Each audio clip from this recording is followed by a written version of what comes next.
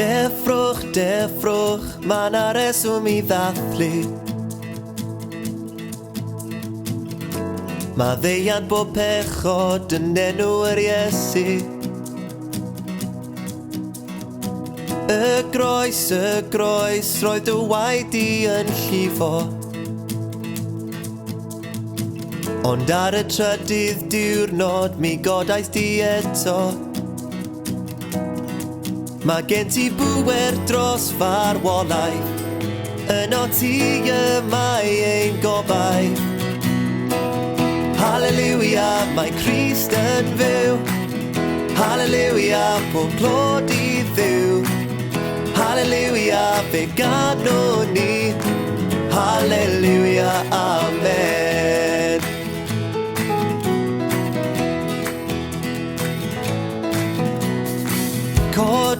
Codwch, ma' 'na reswm I sefyll. Mae'r gelyn wedi colli'r ffrwydr, mae Crist wedi ennill. Y beth, lle roedd ei gorffef yn gorwedd. Y garreg wedi rolio I ffwrdd I agor drws tragwyddoldeb. Mae gen ti bŵer dros farwolaeth, yno ti yma ein gobaith. Hallelujah, mae Crist yn fyw. Hallelujah, pob clod I ddiw. Hallelujah, fe ganon ni. Hallelujah, amen.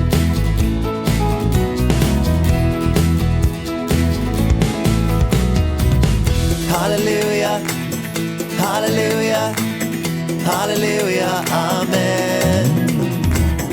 Hallelujah, hallelujah, hallelujah, amen.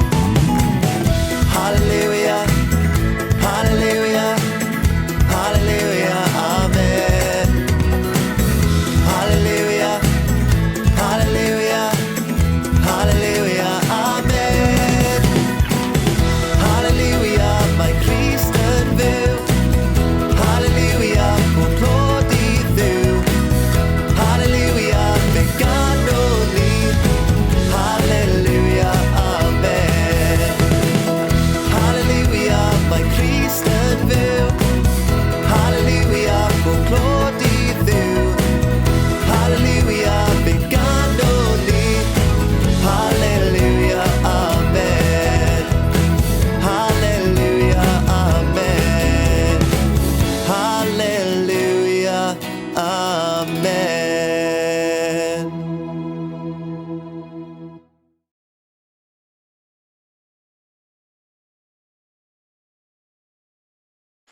Bore da! Bore da, helo a chroeso I wasanaeth Ebeneser ar-lein. Ni'n gobeithio bod chi gyd yn cadw yn iach ac yn saff ac yn ddiogel yn eich cartrefi. Ni'n gweld eisiau chi gyd yn fawr iawn, ond mae'n rili braf gallu cwrdd fel hyn dros y we. Ni wedi dod yr holl ffordd o'r Mans ymhen y lan I cartre ni yma yn Grangetown a mae'r haul yn gwenu a wrth edrych mas o'r ffenest. Mae'n anodd dychmygu weithiau, ydy, a ni gorfod cael ein atgoffa bod ni'n byw mewn pandemig, bod y byd tu allan wedi troi ben I weired.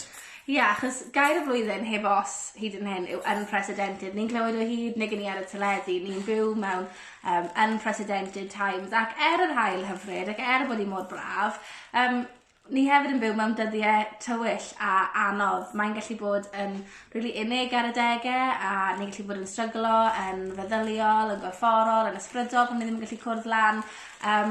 Mae pobl yn galaru, pobl yn gweld eisiau ffrindiau, pobl yn gweld eisiau teulu. Ni yn byw mewn dyddiau tywyll, ond y gobeith yw bod cariad yn drech nag unrhyw beth. Hyd yn oed yn y dyddiau tywyll yma, mae cariad yn ennill y dydd. Dyna yw ein gobeith ni. A mae Paul yn annog ni I wisgo cariad dros y cwbl.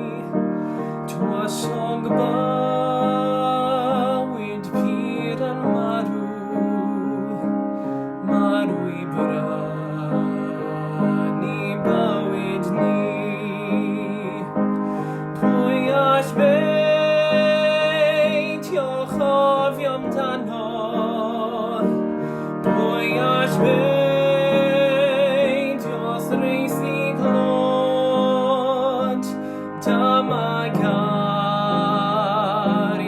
nad yn angof, trafon nefoedd wyn yn bod.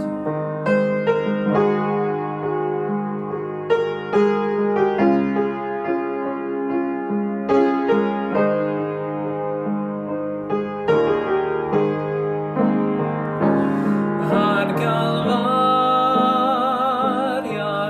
yr ymrwygodd, holl fan hon a'r dyfnder mawr, torodd holl ar gaeau'r nefoedd, oedd yn gafain hyd yn nawr, gras a chariad megis diliw, yn amdywallt am anghyd, a chyfiawn derbyn a heddwch, yn cusanu eog fyd.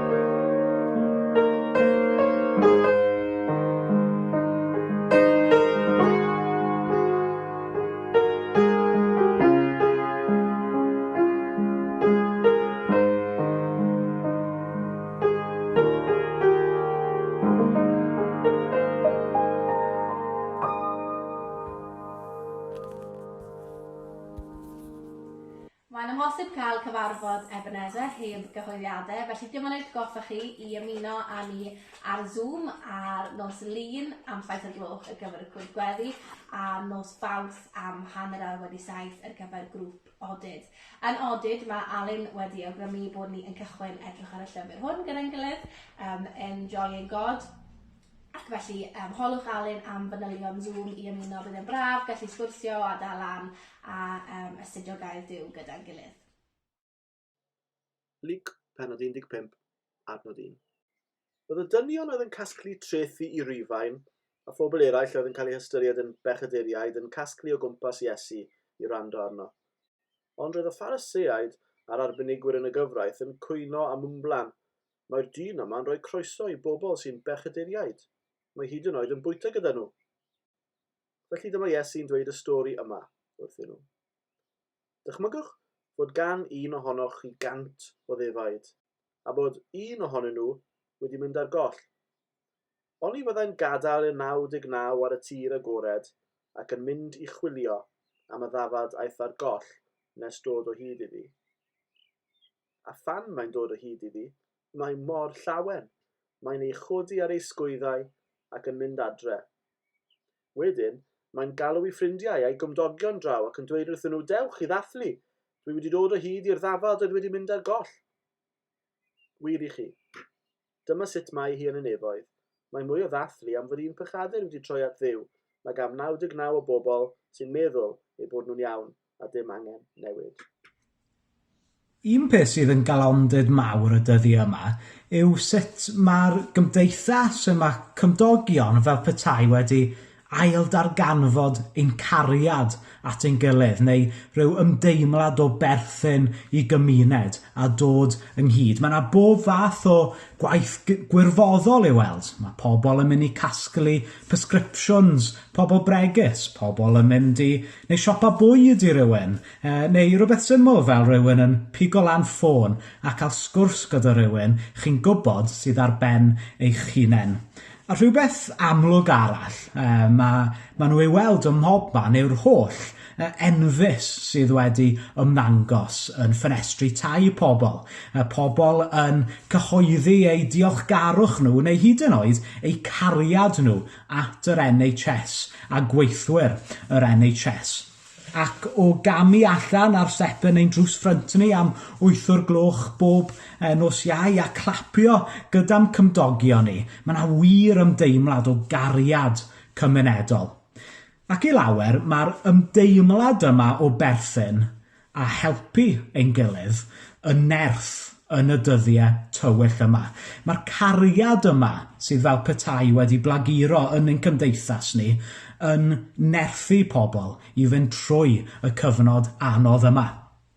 A daw cyfle mewn pythefnos gyda wythnos Gomor Cristnogol I ddangos cariad at ein cymdogion rhyngwladol.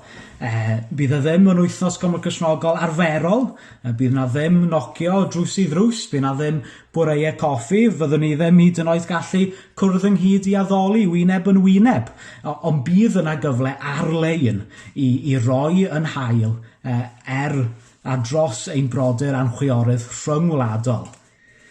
A un peth sy'n amlwg I ni gyd am hwn I yw bod y feirws yma yn effeithio arno ni gyd. Ond un peth amlwg arall fi'n credu yw y ffaith bod cariad yn ein uno ni gyd. Mae'r feirws yn effeithio ni gyd, ond mae cariad yn ein uno ni gyd. Ac wrth gwrs, adlewyrchiad o gariad uwch yw y cariad yma ni'n dangos at ein gilydd. Ymateb I gariad uwch yw rhoi un brodyr a'n chwiorydd tlotlaf ledled y byd. Hyd yn oed yn y dydd tywyllaf, hyd yn oed yn y cyfnod cythryblus yma, ein gobeith ni fel Cristnogion yw fod yna gariad uwch. Ein gobeith ni yw y gred sylfaenol yma, y ffaith sylfaenol yma, y rhyfeddod yma, bod Duw yn ein caru ni. Bod Duw yn dy garu di. Bod Duw yn fy ngharu I.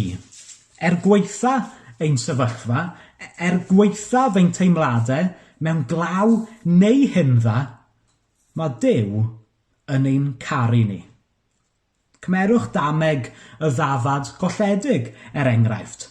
Mae pob un wan Jack o'r defaid yr un mor werthfawr, yr un mor bwysig, yr un mor angenrheidiol yw diogelu i'r bugail.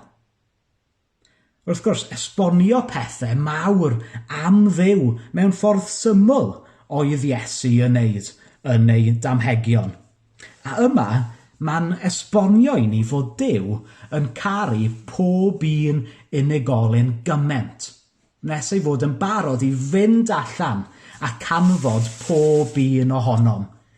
Mae Iesu, y bugail da, yn barod I fynd i'r tywyllwch, I fynd i'r perygl, un llanast, i'r pryderon, un afiechyd, un canfod. Mae Iesu y bugail da wedi dod i'r tywyllwch. Mae Iesu y bugail da wedi dod i'n llanas ni, i'n mes ni, i'n tywyllwch ni, i'n canfod. Yr adnod mawr enwog yna yw Ioan 3:16. Carodd Dew'r byd cyment, nes iddo roi ei unig fab, mwyn i bawb sy'n credu ynddo beidio mynd i ddistryw, ond cael bywyd tragwyddol. Mae Duw yn Iesu Grist wedi dod atom, fel nath y bu gael mynd at y ddafad golledig, achos oedd yr un ddafad yna, yr un mor werthfawr a pob un arall. Ni newydd dathlu'r Pasg, ynddo, ble ni'n cofio a dathlu buddugoliaeth Iesu Grist dros pechod a dros marwolaeth. Mae Duw yn ein caru ni. Mae Duw wedi dod atom. Felly, yn syml iawn, gadewch ni gofio y gwirionedd syml yna yng nghanol popeth. Cariad sy'n ennill y dydd. Mae cariad Duw wedi dod ato ni a dangos ei hun yn Iesu Grist. Yng nghanol y tywyllwch, dath cariad Duw. Yn y tywyllwch yma sydd yn cwmpas ni, mae Duw yn ein caru ni, yn ein cynnal ni, yn ein nerthu ni, yn ein llenwi ni a gobeth. Cymerwch calondyd a nerth wrth gwneud cymwynas neu derbyn cymwynas gan gymydog, ond cofiwch cadw eich pellter, a chibwch ar y cyfle ymhen pythefnos i ddangos cariad at ein cymdogion rhyngwladol, adeg wythnos Cymro Cysnogol. A cymrwch dyleit, y cysur mwyaf, y gobaith sicraf yn y ffaith fod Duw wedi a bod Duw yn ein caru ni. Na all dim byd, nid hyd yn oed marwolaeth, ein gwahanu ni oddi wrth gariad Duw tuag atom. Os ydych chi'n gwylio hwn bore yma, heb adnabod y cariad yma, gyrwch neges Facebook i Ebeneser, a fe allwn ni ddod nôl atoch chi gra mwy o wybodaeth am Iesu, am ei gariad e. Os ydych chi yn adnabod cariad Duw bore yma yn Iesu Grist. Y cariad yma sy'n rhoi yr hedd na wyr y byd amdano. Daliwch ynddo'n dyn yn ystod y dyddiau yma. Diolchwch i Dduw amdano a rhannwch y cariad yna yn helaeth mewn gair a gweithred mwyn i'n harglwydd Iesu Grist gael ei foli. Amen.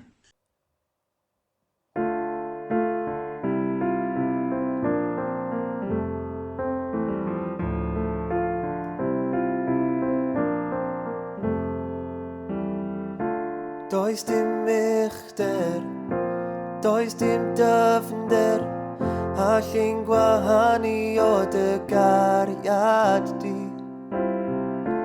Dim peryglon, dim ysbrydion, allai'n cymryd o dy law. Rhoddodd Iesu fywyd i fod yn aberth yn ein lle. A nawr mae buddugoliaeth pechod ar ben.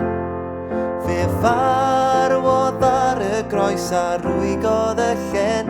Does dim byd all wrthwynebu, does dim byd all ein gwahanu o dy gariad tragwyddol di. O dy gariad tragwyddol di.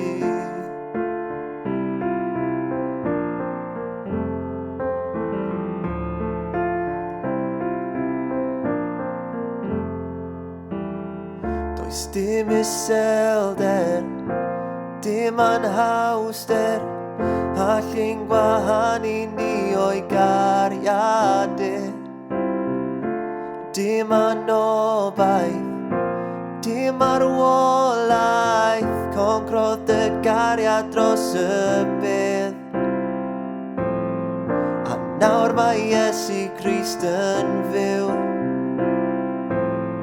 Does dim all rwystro cariad Duw. A nawr mae buddugoliaeth pechod ar ben. Fe farwodd ar y groes a rwygodd y llen. Does dim byd all wrthwynebu, does dim byd all ein gwahanu o dy gariad tragwyddol di. O dy gariad tragwyddol di.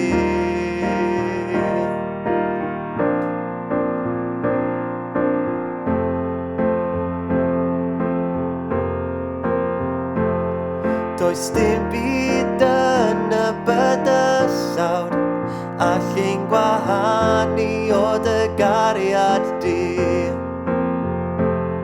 Does dim byd yn y bydysawd allai'n gwahanu o dy gariad di. Does dim byd yn y bydysawd allai'n gwahanu o dy gariad di. Does dim byd yn y bydysawd allai'n gwahanu ni. A nawr mae buddugoliaeth pechod ar ben. Fe farwodd ar y groes a rwygodd y llen. Does dim byd all wrthwynebu, does dim byd allai'n gwahanu o dy gariad tragwyddol di. O dy gariad tragwyddol di. A nawr mae buddugoliaeth pechod ar ben. Fe farwodd ar y groes a rwygodd y llen. Does dim byd all wrthwynebu, does dim byd allai'n gwahanu o dy gariad tragwyddol di. O dy gariad tragwyddol